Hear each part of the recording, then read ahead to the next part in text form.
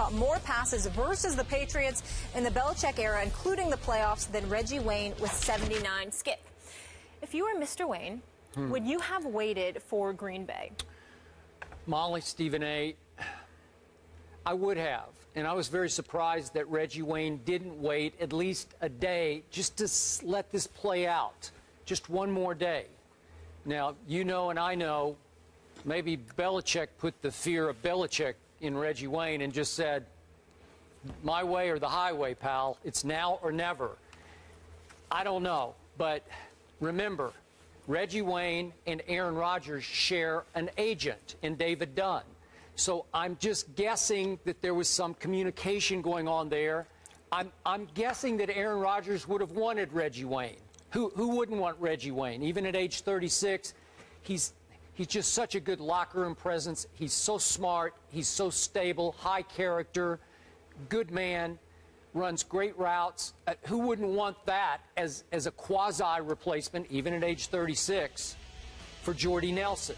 So why wouldn't you just wait a day to see how Ted Thompson played this? Now, remember, Ted Thompson's reputation is he does not like to go outside and bring in free agents in desperate situations. He likes to build from within and stay the course with his draft picks. And I get that, and I respect the heck out of it. He did it once, you might remember, at running back in 2012 in August when they had a spate of injuries at running back, and he tried Cedric Benson. They went outside and brought in Cedric Benson. Didn't work out. They brought in Julius Peppers as an out-of-character free agent, and it really worked out. So would they have gone for Reggie Wayne? I don't know. My guess would have been yes. So if you're Reggie Wayne, would you rather play with Aaron Rodgers or with Tom Brady? Well, I know what I'd do there. I would rather play with Tom Brady. I just like the way he operates the offense better. Throws a little more, to my eye, catchable ball. Maybe Reggie Wayne looked at the spate of injuries that the Patriots have suffered at receiver of late, which are many. Brandon LaFell's on the PUP list. Edelman's got some unknown lower leg injury. That kid they brought in, Brandon Gibson, the free agent signee, tore up his knee. He's gone for the year. I could go on and on. Dobson's out. Timms is out, so there's an opening there for some, some veteran presence to step in and maybe have a pretty good year with Tom Brady.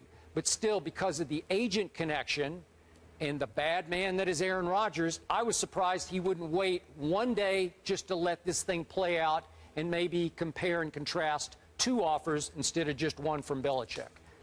I respectfully disagree with you. I wasn't surprised at all. As a matter of fact, I anticipated that he'd make this decision, and I am unequivocally convinced that he made the right decision. Here's why. Whether it's this kid Abderderis out of Wisconsin that you talked about yesterday, you got Randall Cobb, you got Devontae Adams, you've got this kid, what's his name here, Ty Montgomery's a possibility, Jeff Janis is a possibility, guys like that. They seem to be loaded at the position in terms of guys that they would want to give a chance to be inserted in the aftermath of Jordy Nelson's departure. And they're going to give guys that have familiarized themselves with the system, that have been around, quite a long time, or could do some things. So I think they're looking at it from that perspective. If you're Reggie Wayne, you want to be with the New England Patriots, number one, because they've been a nemesis of yours for years, because the vast majority of the times, they're the guys who've knocked you out, whether it was Peyton Manning being your quarterback or Andrew Luck. That's point number one. Point number two, you are 36 years of age. Point number three, 3 of the last 4 seasons, you haven't had a 1,000-yard season. So there's some dissipation that has taken place there. Yes, you still can run routes. Yes, you still have speed. Yes, you still have tremendous ability. You're a great, great guy. You're a consummate professional. You deserve to still be in this league. There is no question about that. But you might be looking at your own humanity, wondering about just Father Time knocking away at you and losing Jordy Nelson, and people looking for somebody to come in and replace that is something that Reggie Wayne may be ill-equipped to to live up to. Whereas in New England, you have a bevy of dudes. You've got a Rob Gronkowski. You've got the Amendolas and the Edelmans and what have you. And with Gronkowski there, basically suffocating the middle of the field because he's going to draw all the attention, it gives you room at the wideout spot to really do damage that you may not necessarily have in Green Bay because the tight end spot is their weakest position. That's their Achilles heel on the offensive side of the ball. So I think if you look at all of those things, it is clear that Reggie Wayne made the right decision not to also add the familiarity with AFC competition. Can't ignore that either. Okay, but now we're back to Aaron Rodgers or Tom Brady. If you're Reggie Wayne, which quarterback would you rather play with? Tom Brady. Because that's the one I'm used to going up against that's repeatedly beat me. Well, yeah, so if you can't beat him, join him? Is that what you're saying? Yeah. Oh, I mean, deals? have you not seen that? Well, again. That happens everywhere. Okay, but all I ever hear from you is that Aaron Rodgers is all-time great, that he's by far the best quarterback to me, today, Skip. right? He's the best to me. But, Skip, if he's one, Tom Brady's 1A. And that's debatable in a lot of people's eyes, including yourself. The greatness of Tom Brady can't be debated.